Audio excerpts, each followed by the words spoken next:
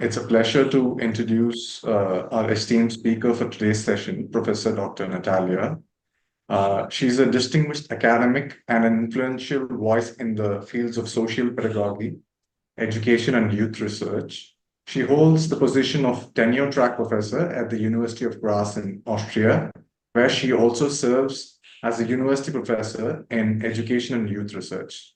Her extensive background and dedication to these fields have made significant contributions to our understanding and support of youth development and education.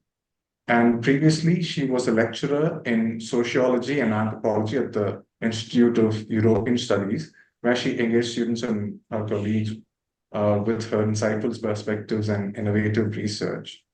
Uh, Her leadership and expertise extend beyond the classroom. As an executive board member of the European Society for Research in Adult Development and the treasurer, executive board member of the Sociology of Youth, she has also been instrumental in advancing research and collaboration across these disciplines. So it's a great honor to have you here, Matt. I hope the audience, our participants, will gain a lot of insights from you. So over to you. Thank you very much for inviting me to give this lecture today. I'm very happy about it, to share my research, to share our results, our findings. And thank you very much also for this nice introduction. I will share the slides. I think I have prepared a little too much, so maybe in the end I have to skip some slides. We will see.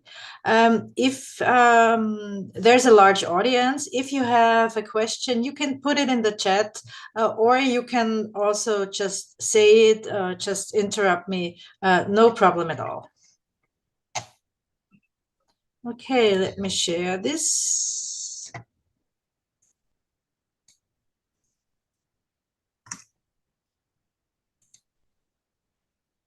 Oh, you have to, you made me the host, okay.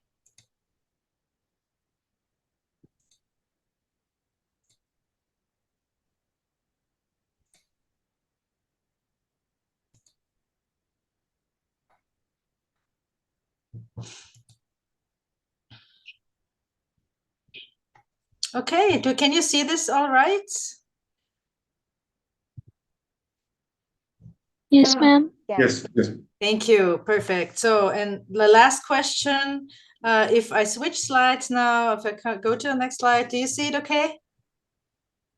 Yes. Okay, perfect. So I started with a presentation. What you can see here, obviously, or in case you don't know, this is pictures of the former American President Barack Obama and of the former German President, Chancellor Angela Merkel. And those are nice, look like professional pictures taken somewhere on the beach, it seems. Angela Merkel and Barack Obama having fun on the beach and hanging out together. There's some more pictures. They're having ice cream and they're having fun on more fun on the beach. So at first sight, these pictures look like professional and real. But if we think about it, we might see, okay, there's some little mistakes. It looks like the feet here of Angela Merkel don't look like correct. But other than that, they look like nice pictures.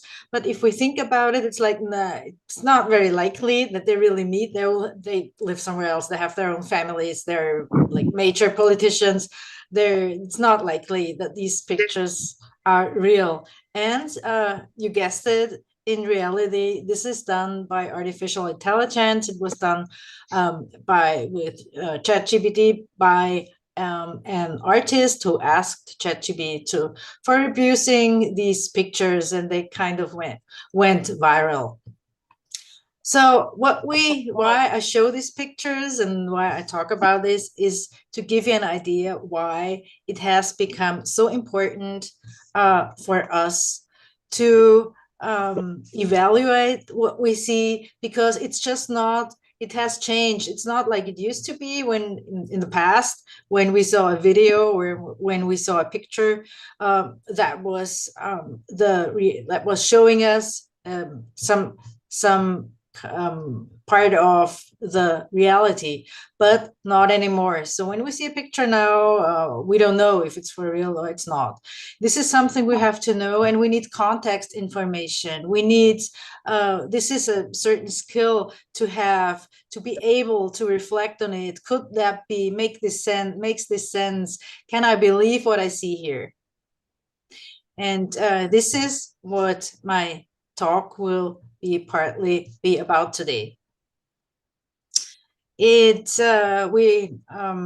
about, and I will talk about the digital skills, digital literacy, because this is something that is increasingly relevant for all of us and most relevant for the young generation.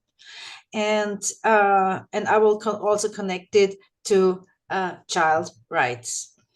And I have, with many others, carried out research on digital literacy of young people.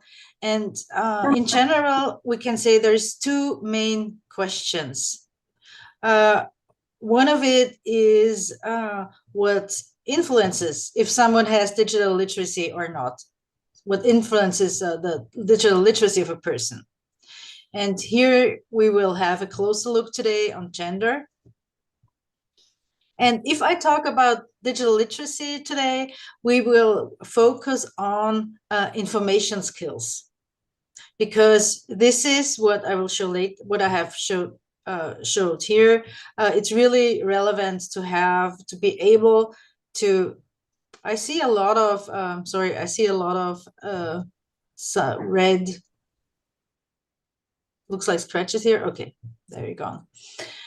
The digital literacy that we look at today is focused on information skills.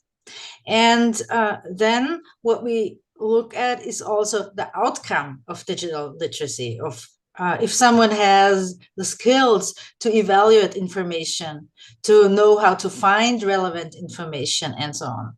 And what's the outcome of it? And here we look especially on young people's well-being. How do how are information skills related? If someone has digital literacy in information, how is it related to someone's well-being? To give you a little overview, the first number of today, what is first point, we've done this already. Second, I will give you a little overview on our research project. It was a large European project with 15 partners involved. I will shortly talk about the Convention on the Rights of the Child and present the 11 relevant principles that are especially important regarding digital media and well-being. And I will connect it to our research and present results. We'll have a little exercise if it works out, and I will end with 10 recommendations for educators and for everyone working and living with children regarding digital skills and child rights, also for those who develop digital advices and hardware, software, and so on. What you can see here is from our project's website. The project was called Youth Skills, in short, Y Skills. And you can see here all the partners, 15 or I think it's even 16 partners, mostly universities, mostly European universities from all over Europe, and also prestigious universities. So I was very proud to work with very distinguished and important researchers in this field. From the London School of Economics, from the KU Leuven, Ludwig Maximilian University, University of Vienna. So this is all great universities and great researchers to work with. When we talked about let me first explain, like very briefly, just the main theoretical concepts that we used here. So when we talked about digital media education, we applied a humanistic conception of, it's a German term, Bildung, but it's also used in English, and it means not like specific education in a certain topic, but it means it's a holistic approach, and it means the processes of one's education regarding the whole personality, agency, and understanding of the world. This is something, of course, it cannot really be measured. How would you measure this? And that's why we have two more concepts. The first one is digital media literacy. I've used it, and this is the whole of the digital media competences one person has. And digital skills are specific media competences that can also be measured.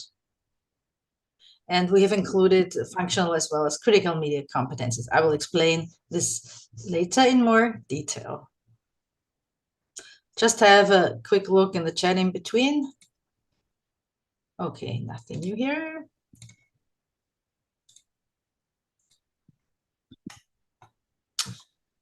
When we look at gender, so we have reason to believe that the gender has an influence on digital skills, on young people's digital literacy, because, and this is research from Europe, that previous research that showed that we have a gendered technological socialization and gendered learning experiences.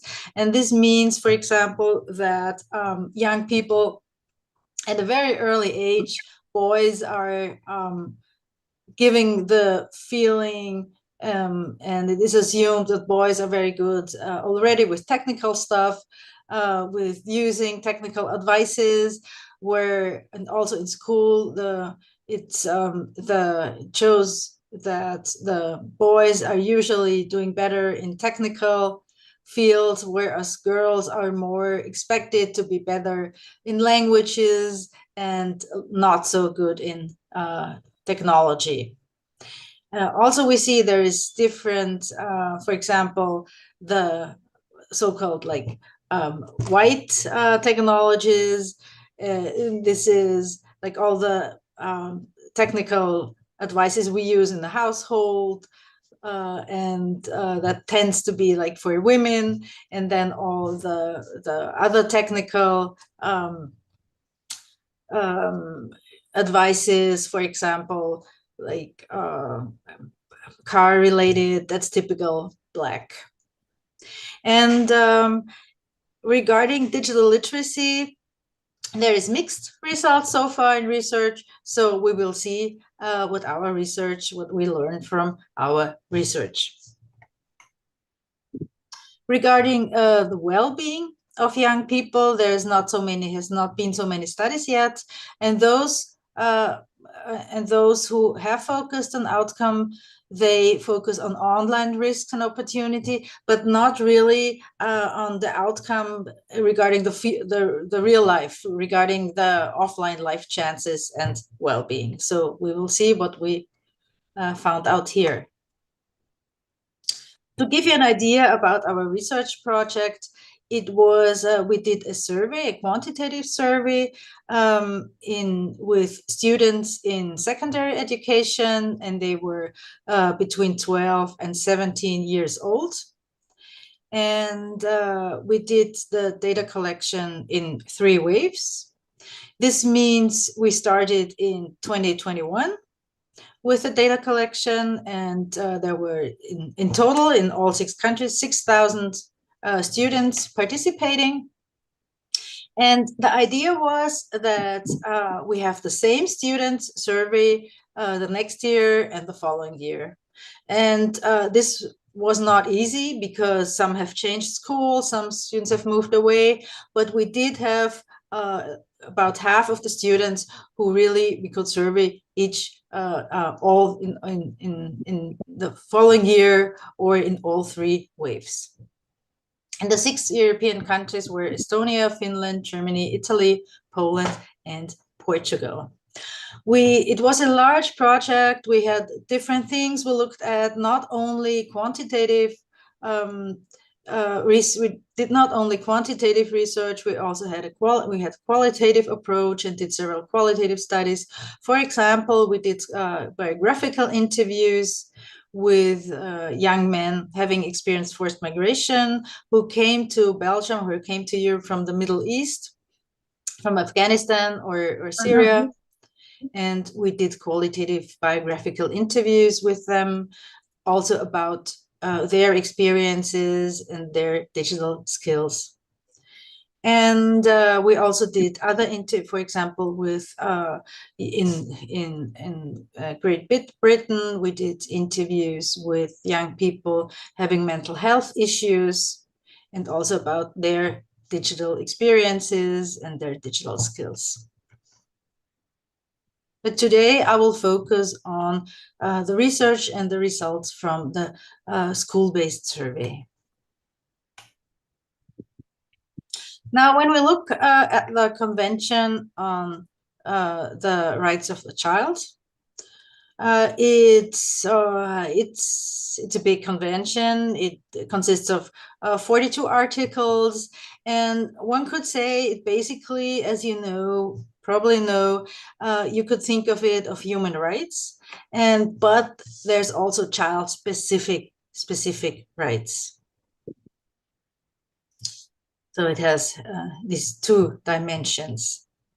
And in the research project, the colleagues worked on investigating the child rights and translating them into principles for everybody, I would say, who works with children, for all educators, but more especially also for developers and designers of digital products and services used by or likely to impact on children's lives. And this is why they called it the child rights by design.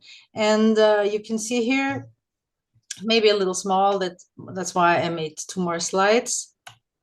The 5 principles that they have found.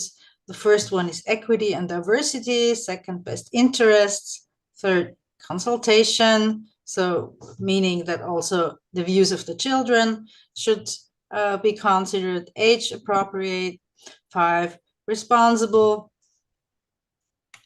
6, participation, 7, privacy, 8, safety, 9, well-being, 10, development, and 11, agency. Because it's probably nicer and makes than me explaining it, I have prepared a video by Professor Sonia Livingstone and her colleague Maria Stoilova. I've worked with both of them, and they have prepared a little animation, and I'm gonna show this now because they can explain a lot better than me now how the children's rights should be considered in the digital world.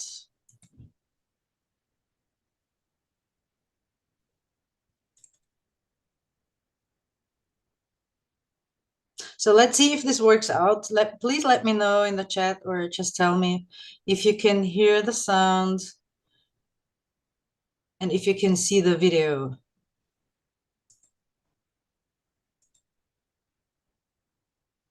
Oh no, this is French. I don't know how this happened. I don't know how this happened. I must have chosen the wrong link or something, but when I tried, it was in English. Oh, you can't hear it? Huh. No? Okay, let's see.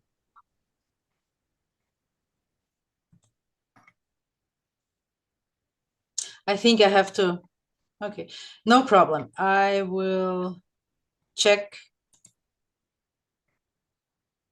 Why is it French? I don't understand.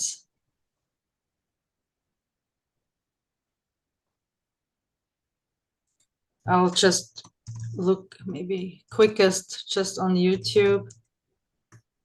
I think I have to share it separately. Then no, I have to allow I remember I have to allow the yeah, audio from English. Let's see.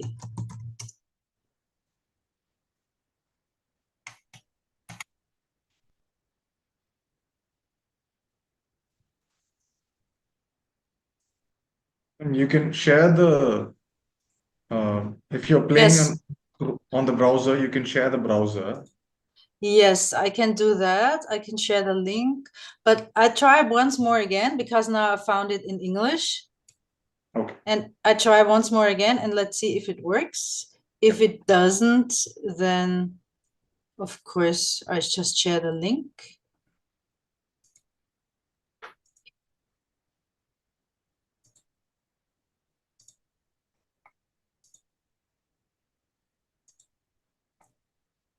Oops. Where is it?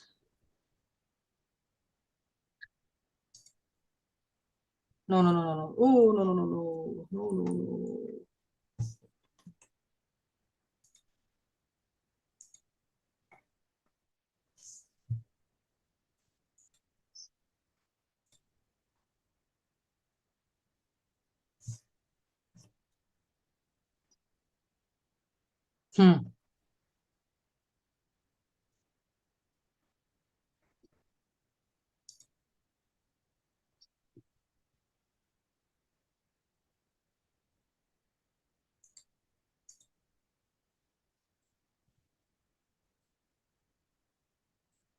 Though exciting, the digital environment also houses. In the digital world, where technology evolves at lightning speed and internet connectivity is at its peak, children have more access to a vast realm of exploration and opportunities. Though exciting, the digital environment also houses inappropriate content and potentially dangerous situations. We need to make it a safer, more empowering place for children. But how do we do that? It's simple. Society needs to take responsibility for children's rights. 11 principles help guide policymakers and businesses to ensure children's rights and best interests. First, there's equity and diversity. Just like in the real world, children face different challenges. We must ensure that all children have equal access to safe and engaging digital experiences. A child's well-being should always be top priority when designing digital products. Games and content need to be age-appropriate and protect children's privacy, and safety matters. It's also important to listen to children's voices and consult with them as decisions are made about the digital world. Children have lots to contribute about what they want and need. Digital products and services must enhance, not harm, children's physical and mental health. They need to enable children to develop important creativity, problem solving, digital literacy and socialization skills.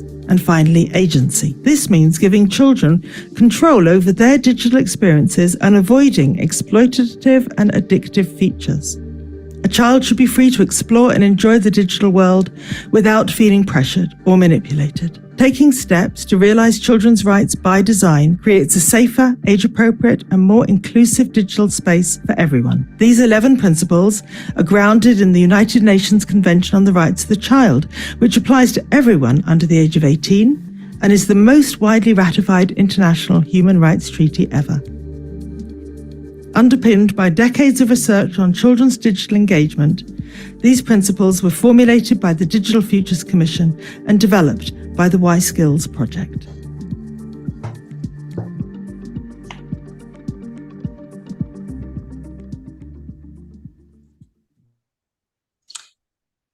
Now I will switch again to my presentation.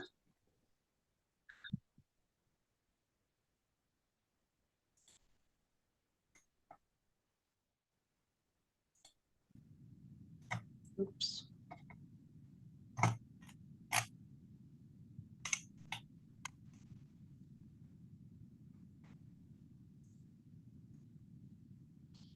And in the in the research that I will present now, we focused on the principle of equity and diversity and of participation. But of course, there's also the other principles playing some role, for example, well-being, obviously.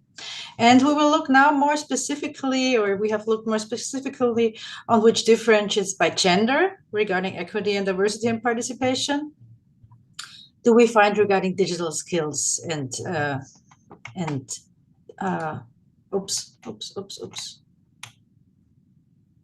regarding benefits from receiving benefits regarding well-being related to digital skills. Okay, now I will explain how we have measured the digital skills in the survey, because this was also developed within the project, and we found that there's 4 dimensions of digital skills. One is technological, operational skills, and for each of these 4 dimensions, we had 5 to 6 items. And here is an example for each dimension. Here's an example of 1 item. For technological operational skills, the example is, I know how to turn off the location settings on mobile devices. And we asked the students to say if it's very true for them, partly true for them, not so much true of them, or not at all true of them. For all of these, in total, 24 items. In the dimension, the example for information skills, the second dimension, for example, we ask them, I know how to check if the information I find online is true. And communication skills, for communication skills, for example, we ask them, I know which images and information of me it is okay to share online. And for content creation skills, we ask them, I know how to edit existing digital images, music, and video. And as I said, this is just examples. We had not only 1 per dimension, but 6 items per dimension. And here are some results already. You see here, again, the 4 dimensions, and you see from 2 waves, 2021 and 22, the results. The blue ones are the bars, the blue bars are from 21, the orange bars are from 22. There is not so much difference there's a little increase in all dimensions, so the skills of the young people have developed from 21 to 22. It's a significant increase, but it's still statistically significant, but it's still rather small. And we do not really know, was it because the children were older in 1 year later, because many of them were the same students, but a year older?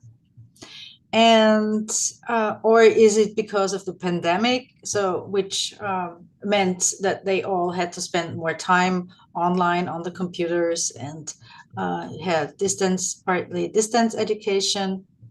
So we don't know that.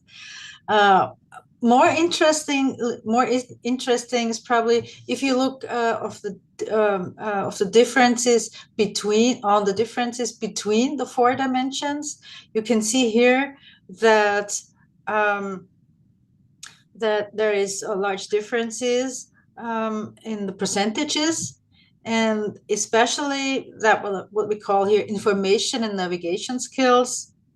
There is only 36% and 40% of the students who reported to be very good at. No, it's actually, to be more specific, it's like the share of items the students reported to be very good at were only 36% or 40%.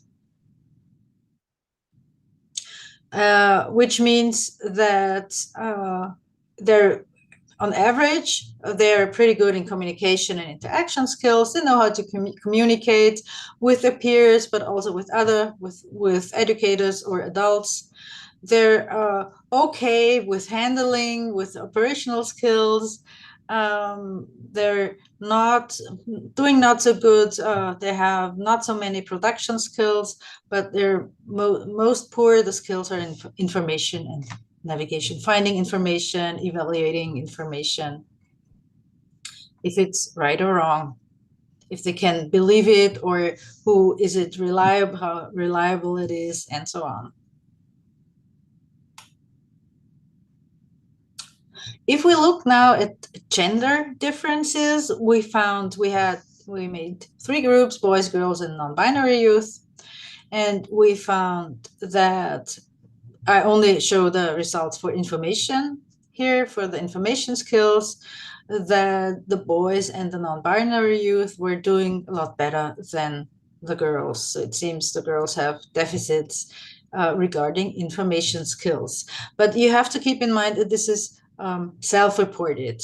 We haven't measured the actual skills. We asked them how they think they can do something, if they can do something well, or if they know something how to do, and it's self-assessment.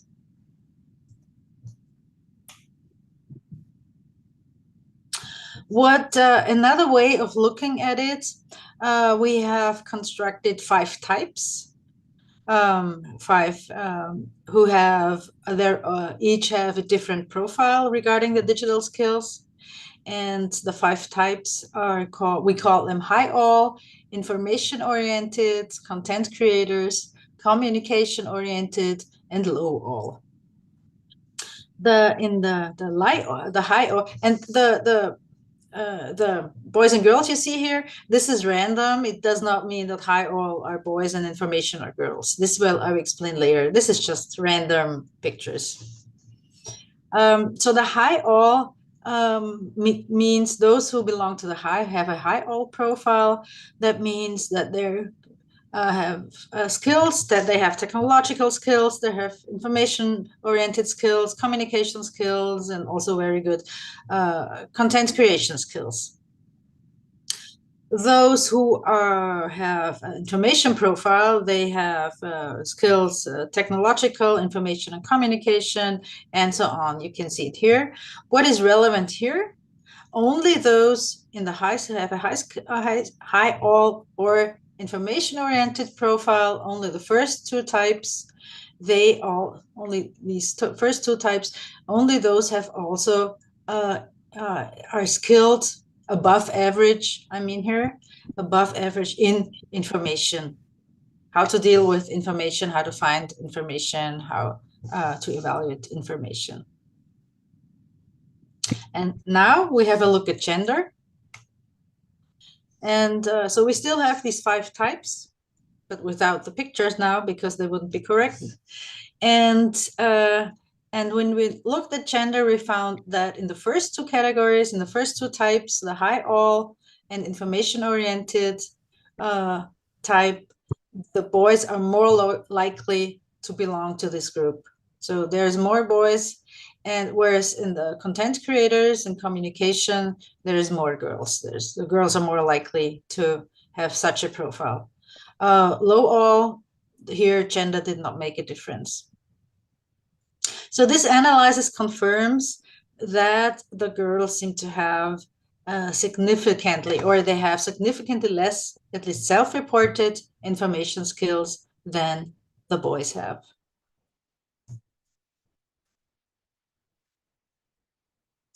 Now we have another look, the same profiles, same 5 types, and we have checked for well-being. And we found that in the first 2 groups, the high all, where there's more boys, they also report more well-being. And also in the same for the information group with more boys, they also report more well-being. Whereas in the content creators and communication groups, there is less well-being than average. And this means if you look at the right side, don't look at this is maybe confusing. The result of what I showed is that the information skills seem to have a positive influence on well-being. And the problem here is that girls don't seem to benefit. And by the way, the well-being we have measured with health, with self-reported health, with physical activity, how much they're engaged in physical activities, and also with mental well-being. So it was, we have considered both physical and psychological mental well-being. Since this is all self-assessment, how the girls and the boys said that reported their skills, we also did some actual testing. And here's how we did it. We called it digital knowledge. We asked for digital knowledge, and these were the two items for the information dimension. And we asked them if they think it's definitely true or definitely not true, or if they're not sure. And here's the items. The first one is everyone gets the same information when they search for things online. And the other one was the first search result is always the best source, the best information source. So before we continue, I want, before I present the results from our students, I want to know what you would have said, what you say if I ask you these questions. Do you think these are true, or do you think these are not true? I have prepared, I hope it works out because I've done this for the first time. I have prepared the Mentimeter votes, and so please enter for both. Go on Mentimeter, you have the enter code here or the QR code, and I will check if I can make this work out.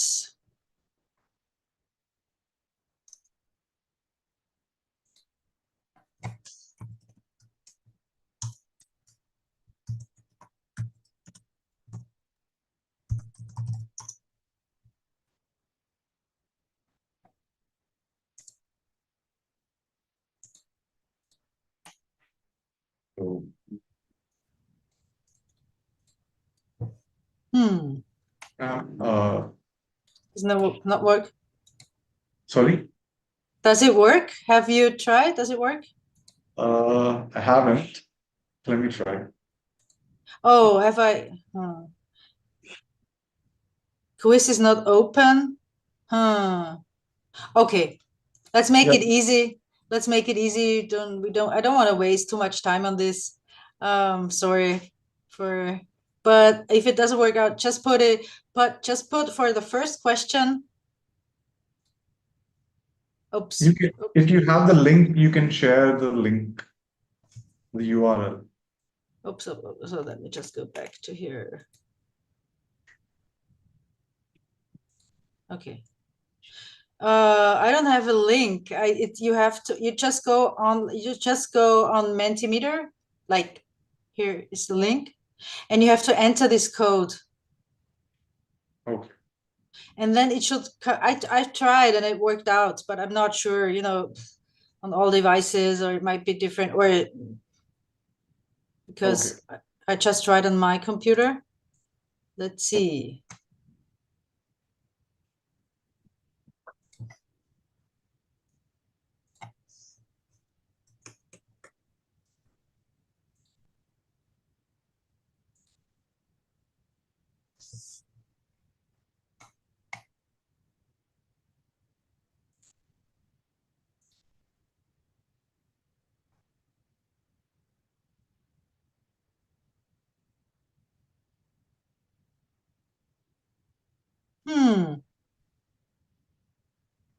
It shows that the quiz is not open. Oh no, I don't know why. Okay, sorry for that. So I don't know. I'm in it. I don't know, but How can I open it? Well, we make it. It would be so easy. I'm sure it's just one button I have to press. Open here. No. Should work now?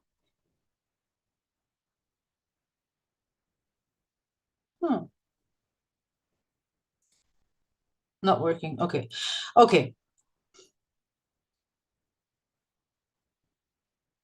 Then we make it. I start with my slides again. Yep. Then we do it differently. You just put it in the chat. You just say, I just want to have a few answers for the first one. Everyone gets the same information when they search for things online. Yes or no. Just put yes or no.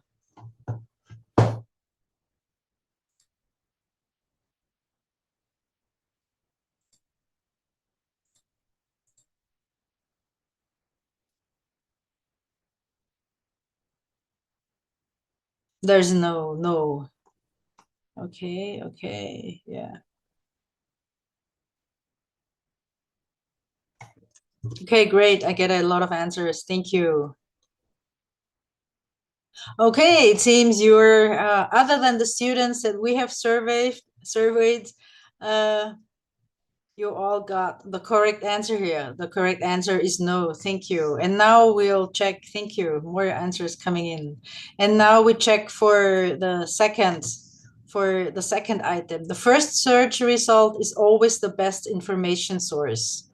Here, ask again, is this correct? Yes or no? Is it true or not? Just put it in the chat. A few answers.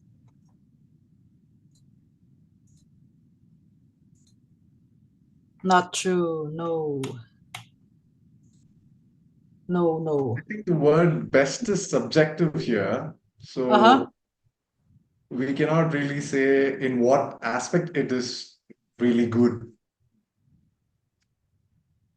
Like it has the best, if it has the best SEO, then it could be the best. It could be the best, yes. yeah, could be. But it's not always, right? Yeah. It's not always. So yeah, thank you very much. Now I give you the results from in our research, and in 2022, only 75% of the answers that the students of the answers of the students were correct. So there seems to be quite a deficit in regarding information skills.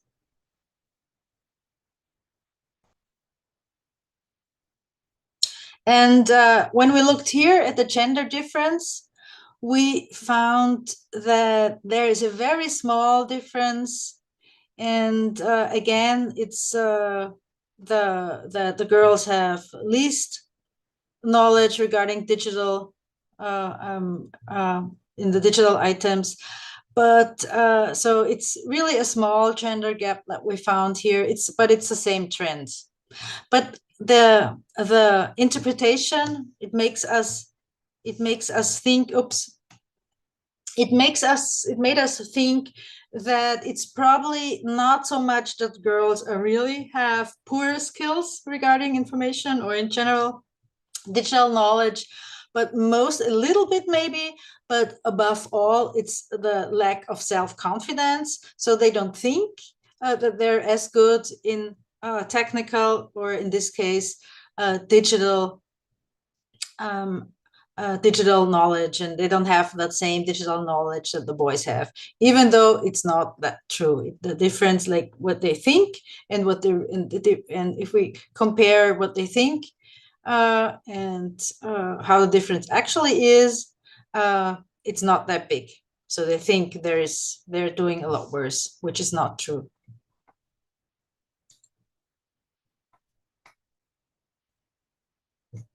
Oops. Okay, there's more questions in the chat. Let me check.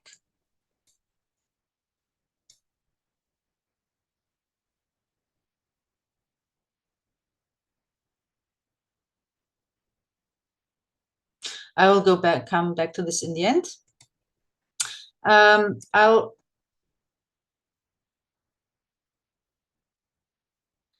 are we doing time-wise? I think we still have time. Okay. I mean, we also did interviews with the young people coming from Middle East, and we also did interview, also asked them about the digital skills, but this is a whole another big topic. So I'd rather come back to the core of our and go through the 10 recommendations of regarded to digital skills.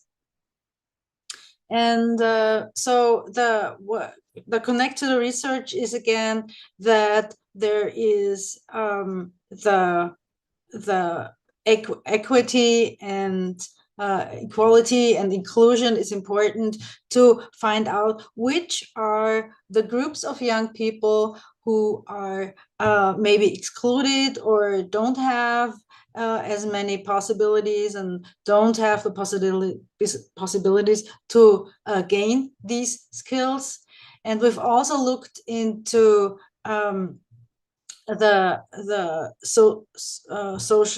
socio and financial situation of the financial situation of the families, and here we found also does make a difference, and this is something that educators or everyone working with young people in digital media also should look at. And more general, in our project we also have developed 10 recommendations. Some are rather statements than recommendations, which aim at ensuring digital literacy supports digital rights. And I want to read these recommendations to you now. So we found that children want to learn. They're eager to learn about all things digital, but and even if we think of them as digital natives, and in some aspects they are more skilled than adults are, they still need more guidance and support and education, especially when we think of information skills. And we also found that digital skills and digital literacy make a difference to most, if not all, of children's rights in the digital age. And we have pointed out like specific ones, but you could find relations to almost any any of the articles of the children's rights. The third recommendation is about encouraging children to learn for themselves. This is something that can be said in general, but especially for digital media. So one has to be supportive of children's own interests, agency, and participation, and this it will be more beneficial in the long run than adult guidance, judgment, or restriction. So we also found that parental mediation. So if this is more restricted, even if it's not so much restrictive, but if it's if there's too much parental guidance, even if it's well intended, it's not so supportive for developing digital skills. So they really have to be encouraged to learn for themselves. Children, then the fourth recommendation, children need to gain the multiple dimensions of digital skills for the full realization of their rights. As I've shown, there's 4 dimensions of digital skills, and it's not enough to just to be good in communicating. You have to be good in all 4 dimensions for the full for your full participation in society and for the full realization of your rights. Regarding digital inequalities, we found that to overcome digital inequalities, supporting children's online activities, especially social and creative activities with digitally skilled peers, this could contribute to their self-efficacy and thereby also contribute to the digital literacy they need. So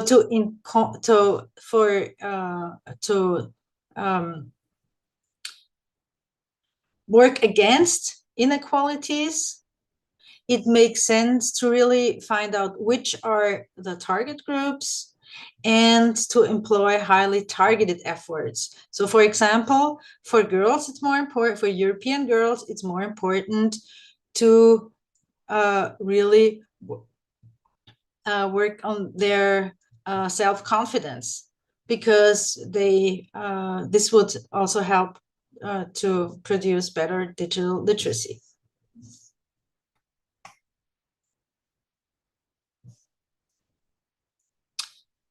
The sixth recommendation, we found the lack of responsible digital governance and innovation related to the promotion of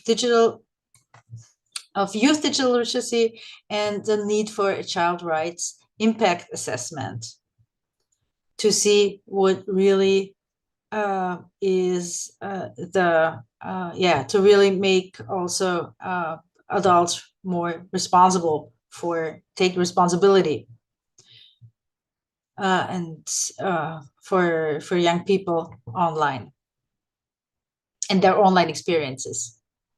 And we also found that the educators should be supported so that they develop the capacity for their capacity building, both regarding their teaching, but also to administer digital tests, so that they can really assist in improving the students' performance. Then the eighth recommendation, the opportunities for children's rights and risks to children's rights should be considered in the policies and provision and design also of the digital environment. This was also very important, so that also the industry, the digital industry, should take their responsibilities. Then ninth recommendation, we say that enabling children's digital skills and literacy and overcoming the barriers they face is an obligation for governments. And educational and policy initiatives ought to be based on accurate reports of a child's digital skills and literacy. So, because we found that the governments have to deal with policies, but they should really rely on research reports that can help their policy making, their decision making in policy.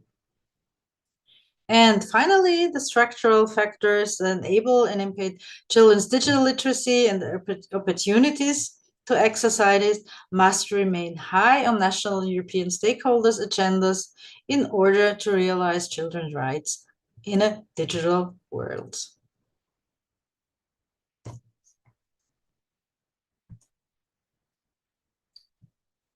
Oops. Now I want to, here you can also find some references here. And if you're interested in more of our research, here is more of my research. Here are some recent publications, not all of them from this particular research project, but many of them. And so finally, I want to, oops, my last slide has disappeared. I want to thank you very much for being here with me today, and thank you very much again, Mr. Subramaniam, for inviting me. And I was glad to be able to share the research and to share our thoughts on the connection of digital skills and digital media skills, and children's rights. And I think there is still some time. Yes, we can take questions from participants.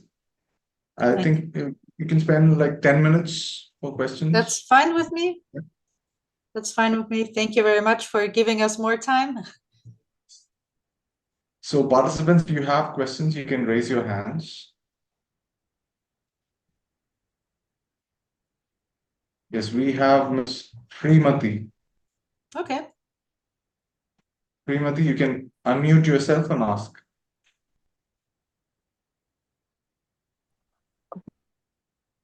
Ma'am, good evening. First of all, I will Hello. thank for giving such info regarding the digital literacy. I hope I'm audible, am I? Yes, you are. Did she ask how to define different digital literacy? Ms. Srimati, you can speak. You're audible.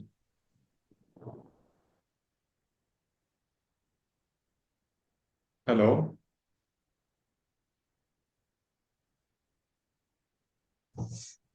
But she's not muted, right? Ms. Srimati, are you able to hear us?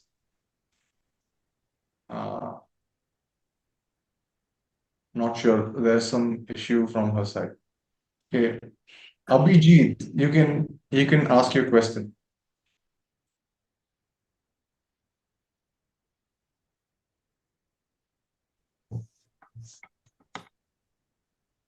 Abhijit, you can ask your question now.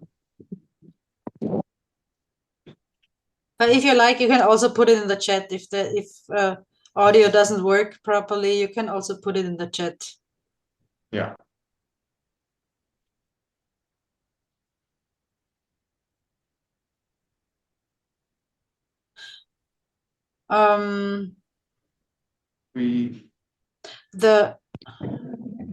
Someone has asked a question on the chat box. Yeah, I would think that access to digital literacy education is related to many fundamental rights that they're already there. So, I mean, I think, as I said, it's about participation, it's about inequality. So, regarding the children, the convention, I think everything, if everything's considered that's there, then we don't need we don't need another article on digital literacy education. Regarding the not the convention, but in the practical sense, education, and we have to if we think of social inclusion, it depends on if it's within a country, like in the European societies. It's more like you have to look within the society who has more easier access and who needs more to have more success, and this usually is also related to the financial situation of the family, and here it would help. So basically education helps, but also it helps providing or helping to improve the financial situations of poorer families. How to write a policy paper regarding children digital rights? This is a very general question. I wouldn't know how to answer this one. Yes, your question has to be a bit specific and related to the topic that we have discussed today. Okay, Srimati has yeah. I have two doubts. Firstly, how will you interpret the term best interest of child in relevance with digital literacy? Well, that's a a big question also, but I will try to give an answer. Why gender being the factor to measure digital literacy? We were interested in it because it is in Europe.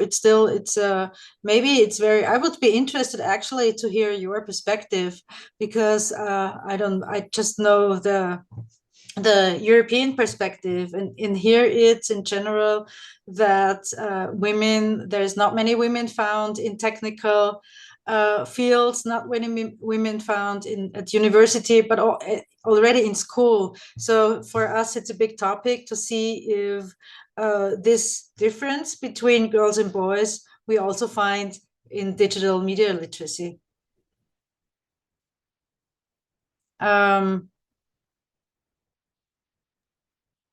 So I think maybe in India, they are asked, Mr. Prashant. There are several challenges, I believe. I think I can answer this question. Yeah, thank you. Yeah. So, yes, sir, this is first of all, Prashant. Yes. Hello, Prashant? Yeah, sir, I asked the question. Yeah. Asked the question. Yes. So, the Commission for Children, State Commission, as well as National Commission for Children, they undertake several initiatives with regards to conducting digital literacy awareness programs. But they do not cover all schools, especially in government schools. So in the cities it is more, whereas in towns and villages it's quite low. So and the internet being inaccessible by people in the villages, that's one big challenge which people face. So I think access is the main issue here. Ah, really? Okay. Okay, interesting. Yeah, I mean, for example, in Austria, where I am from, they have introduced for all schools at the age of 14, I think, a whole another discipline. Like you have to learn German and English and mathematics and biology and so on. They also have how is it called? Basic digital education. And this is new, but I think it's kind of late, because there was also a question in the chat here, what about age? And actually, we thought, you would think, the older our children we have served were 12 to 17, and you would think the older, the more skills they have, but actually not so much. A little bit, it increases a little bit, but if you're not skilled at the age of 12, it's kind of too late already. So really, they should media education should start at a very early age in school.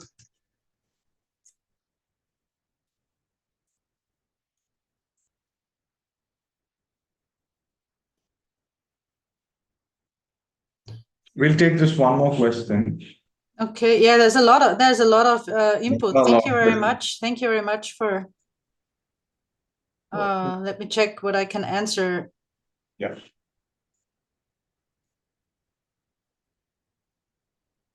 But of course, gender is just one of it. Financial situation showed to make a difference. Age, really only a little bit, not so much. And we found that those children with a lot of parental help, with a lot of parental support, that wasn't really helping. So they really have to learn for themselves. The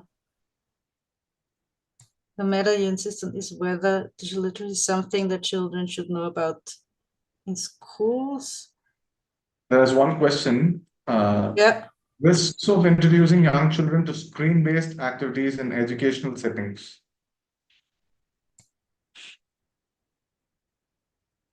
Say it again, please. So, what are the risks of introducing young children to screen-based activities in educational settings?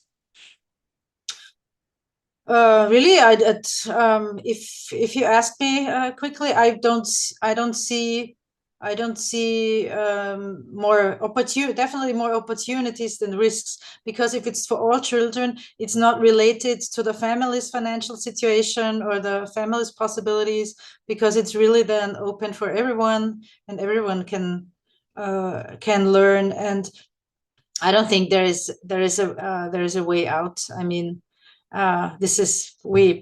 we have to accept that we live in a digitalized world, and the earlier and the more you learn about it, how to benefit from it, that's the important thing. You to use it for your benefit, the better. Yeah, it's the way we look at it, I guess. That's important. Yeah. Right. Thank you so much for joining with us in our forum, Law Comrade, Ms. Natalia, for taking your time and spending your, apart from your regular academic work, for being with us here. It was a pleasure. Thank you. Thank you. So Ms. Kritika will formally end the session. Kritika? Yeah. You're on mute. Am I audible now? Yeah. Hi, Miss Natalia. Hello. Hi. Hi. Practicing advocate in Madras High Court here. So I would like to extend our heartfelt gratitude to Miss Natalia for her outstanding presentation on child rights, digital media, and well-being, and your comprehensive analysis of the well-being of young people, and including those with experiences of forced migration, highlighted the multifaceted challenges they face and the importance of creating supportive environments for their growth and development. So your discussion on the Convention on the Rights of Child reminded us of the international commitments we must uphold to protect and promote the rights of all children. So we were particularly intrigued by your approach to the conceptualization and measurement of digital skills through self-reported data, which offers valuable insights into how children perceive and develop their digital competencies. So your recommendations also provided practical and actionable steps that educators, policymakers, and practitioners can implement to enhance the digital literacy and well-being of young people. So overall, your expertise and passion for those topics have greatly enriched our webinar series on child rights and well-being. So on behalf of everyone at Law Comrade and all our participants, thank you once again for your time, your knowledge, and your unwavering commitment to the well-being of young people. So, and finally, thank you so much. We look forward to the possibility of welcoming you again in the future, ma'am. Yeah, I'll be happy to work with you in the future. Thank you. I hope to meet you again. And thank you so much for inviting me and for also discussing with me. I appreciate it. Thank you.